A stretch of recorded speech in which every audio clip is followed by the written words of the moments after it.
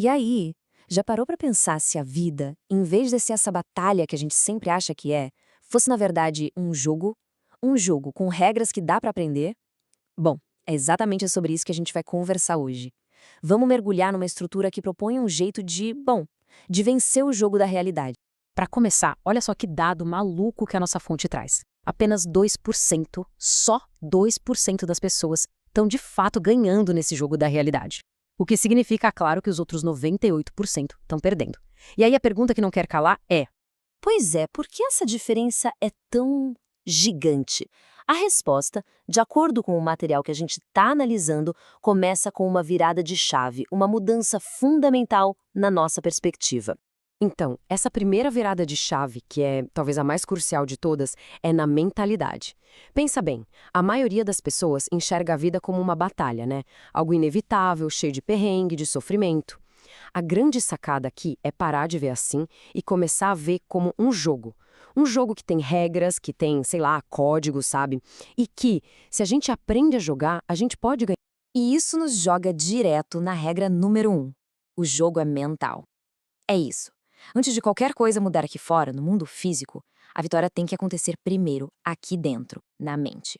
A ideia central aqui é bem poderosa. Pensa assim, o plano mental é onde está a causa de tudo. O mundo físico, o que a gente vê e toca é só o efeito. Tentar mudar os resultados lá fora, sem primeiro mudar o que está aqui dentro, é a mesma coisa que tentar arrumar o seu reflexo no espelho sem se mexer. Não funciona, né? A gente tem que se mexer primeiro para o reflexo mudar. A verdadeira mudança, a causa, sempre começa por dentro. Agora, olha que interessante o jeito que a maioria das pessoas, os 98%, joga esse jogo. É o modelo fazer terceiro.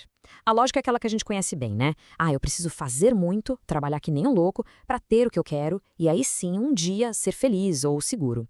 Só que, segundo a fonte, é justamente essa sequência que deixa todo mundo preso num ciclo que não leva a lugar nenhum.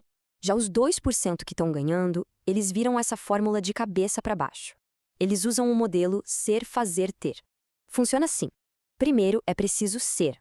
Ser a pessoa que já tem o que se deseja. É incorporar essa atitude, esse estado mental agora. E aí, a partir desse estado de ser, a gente começa a fazer as coisas. E o ter? O ter vira uma consequência natural. E essa citação aqui, olha, ela resume a primeira regra de um jeito perfeito. Parece um nó na cabeça, né? Você precisa ser rico antes de poder ser rico. Mas a ideia é essa mesma. O estado mental de ser tem que vir antes da coisa se materializar. Lembrem-se, o jogo se vence primeiro na mente. Ok, vamos para a regra 2. E essa aqui é bem ousada. A premissa é a seguinte: no seu jogo pessoal da realidade, as regras são você que faz. As nossas crenças, aquelas coisas que a gente jura que são verdades absolutas, elas não são. Elas são, na verdade, as regras do nosso jogo pessoal. Se alguém acredita que não há oportunidades, o subconsciente não vai questionar. Ele vai dizer, ok, entendido, e vai filtrar a realidade para mostrar exatamente isso, um mundo sem oportunidades. A gente acaba vivendo dentro das regras que a gente mesmo escreveu sem nem perceber. Chegamos na terceira regra. E essa é outra que dá um bug na mente. Ela mexe com a nossa ideia de desejo, de querer muito alguma coisa. A regra diz basicamente o seguinte: não dá para ter aquilo que se precisa. E para explicar essa ideia, a fonte traz aquele paradoxo que todo mundo já deve ter percebido. Já notou como as pessoas que menos parecem precisar de dinheiro são as que mais têm? E quem mais precisa parece que mais corre atrás e menos alcança? Pois é, por que será que isso acontece? A explicação está no que a fonte chama de ciclo da necessidade. Funciona assim. Quando a gente precisa muito de uma coisa, com desespero, a gente coloca aquilo num pedestal. A gente dá uma importância tão grande, mas tão grande, que essa energia toda, essa tensão, cria um campo de força que, ironicamente, empurra para longe exatamente aquilo que a gente quer.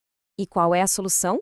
É o que a fonte chama de colapsar a importância, que em bom português significa tirar a coisa do pedestal, desapegar do resultado.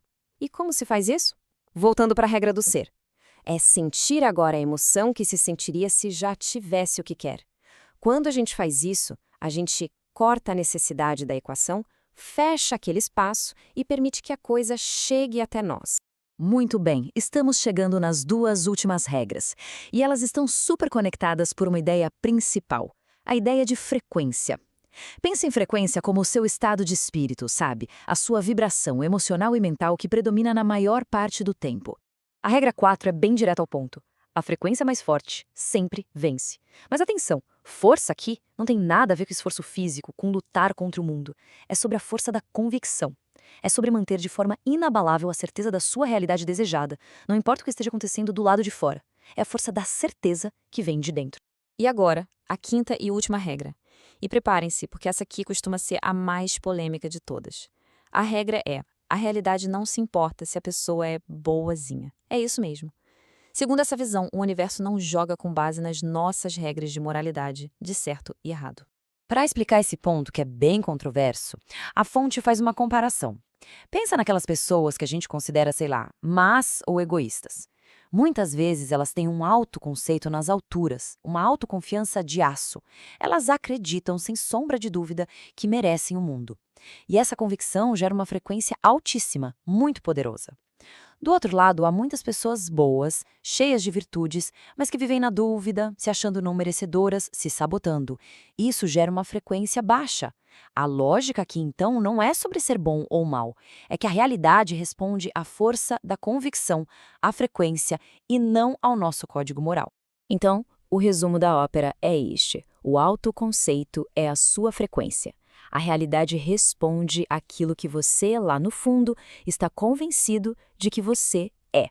Essa convicção sobre quem se é, isso determina a sua frequência. E é essa frequência que vai desenhar a realidade que você experimenta. E isso tudo nos leva à pergunta final, para a gente refletir. Se as regras da sua realidade são definidas por você, que jogo você está jogando nesse exato momento? Fica aí a reflexão.